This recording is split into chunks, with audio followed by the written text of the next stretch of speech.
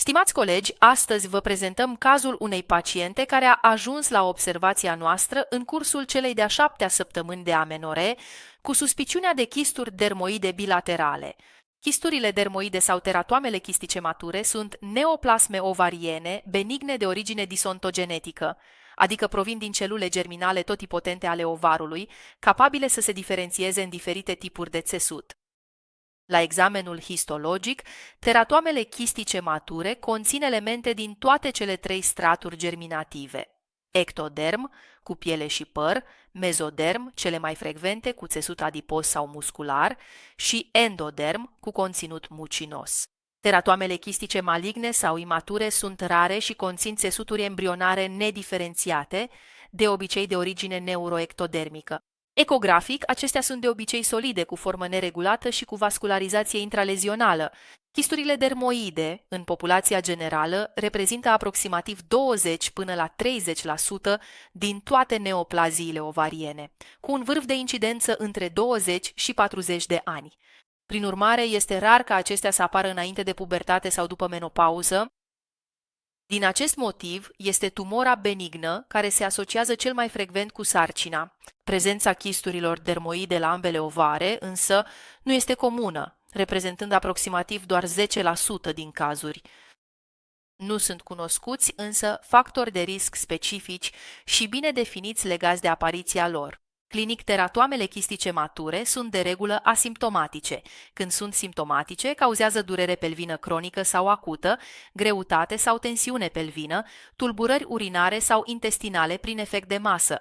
Ecografia transvaginală este investigația de primă linie și adesea este diagnostică. Sunt leziuni caracterizate prin margini regulate și bine definite, iar de obicei vascularizația este absentă sau minimă și este periferică. Conținutul chistului este mixt. În interiorul lichidului chistic este frecvent să se observe pete sau striuri hiperecogene, mobile sau fixe, expresii ale prezenței de păr, sebum și material keratinos, adesea asociate cu con de umbră posterior. Un alt element extrem de sugestiv este nodulul Rokitansky sau dermoid plug.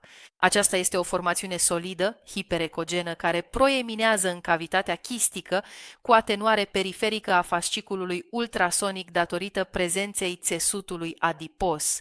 Vă arăt acum filmarea ecografică referitoare la cazul menționat la începutul acestei prezentări. Pacienta este o primipară, gravidă în cursul celei de-a 7-a săptămâni de amenoree, care a obținut actuala sarcină fără ajutorul tehnicilor de fertilizare asistată și care nu a suferit niciodată o intervenție chirurgicală. Ca de obicei, începem examinarea ecografică cu o abordare transabdominală pentru a exclude mase sau formațiuni în partea superioară a abdomenului, urmând apoi să trecem la evaluarea cu sondă transvaginală.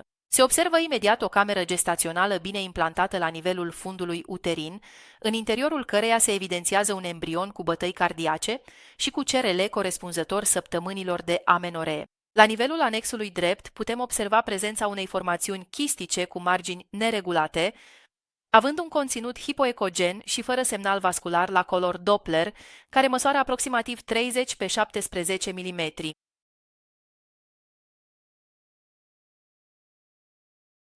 În interiorul acestei formațiuni se observă prezența unui nodul hiperecogen cu con de umbră posterior, fapt ce este foarte caracteristic pentru un chist dermoid.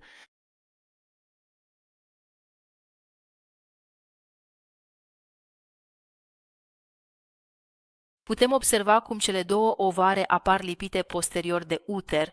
De fapt, este vorba despre kissing ovaries. Acest reper ecografic poate fi foarte probabil legat de un proces inflamator nediagnosticat, care, generând sechele cicatriciale, a dus la o formă de tracțiune a anexelor, determinând astfel dislocarea acestora. Să trecem acum la studiul anexei drepte. Și acesta se prezintă ca fiind ocupat de o formațiune hipoecogenă, prezentând margini bine definite și regulate, având dimensiuni de 17 pe 16 mm. Această formațiune se prezintă negativă la examenul color Doppler, fiind astfel atribuită și în acest caz unui chist dermoid. Putem observa în final prezența unei alte formațiuni imediat adiacente parenchimului ovarian stâng, de formă oblongă, multiloculată, cu conținut anecogen și negativă la color Doppler. Aceasta ar putea fi, într-o primă ipoteză, o chistă aderențială legată de un proces inflamator de natură necunoscută sau ar putea fi asociată cu un hidrosalpinx, iar septurile observate sunt de fapt datorate încovoierei trompei uterine care apare dilatată și cu conținut anecogen. Închei această prezentare cu câteva mesaje de reținut. Incidența transformării maligne a teratoamelor chistice mature este foarte scăzută. Principalul risc clinic rămâne de fapt torsiunea ovariană. În absența indicațiilor chirurgicale, este adecvat un follow-up ecografic, inițial la 6 luni și ulterior anual. În timpul sarcinii însă este recomandată o monitorizare lunară.